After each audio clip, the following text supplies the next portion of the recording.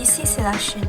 Illustrant la mondialisation de l'économie et de l'information, les échanges amicaux entre la Chine et d'autres pays et sa coopération multiforme favorisent l'internationalisation croissante de l'enseignement supérieur national.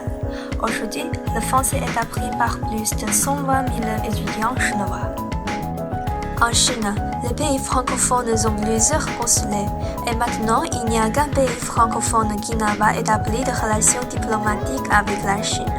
Afin de servir la diplomatie politique chinoise, la demande de talents littéraires français a augmenté.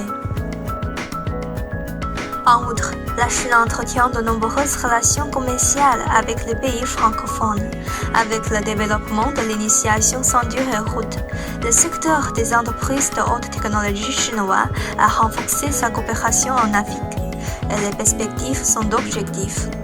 Vous savez, le français sera parlé par plus de 700 millions de personnes au milieu du siècle, dont 85% en Afrique. La Chine doit être une terre de francophonie. Comme l'a dit le président français Macron pour promouvoir le français lors de sa visite en Chine en 2018. Le français est un atout pour l'avenir. Mars est le mois de l'activité française en Chine. Chaque année, on a un grand nombre d'activités culturelles françaises en grande échelle, telles que des festivals de musique, des conférences, etc.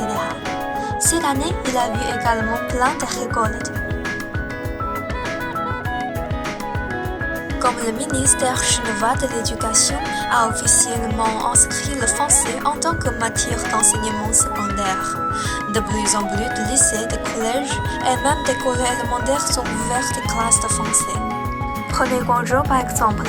En 2019, il y a environ 2800 étudiants apprenant le français pour 13 universités et presque 1900 lycéens et collégiens apprenant le français en première et deuxième langue étrangère.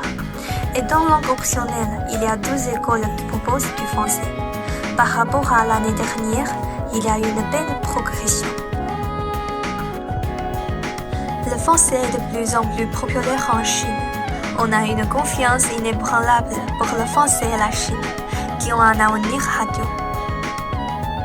Et pour chaque francophone étranger qui arrive, nous lui dirons avec enthousiasme: bienvenue en Chine, dans notre chère famille.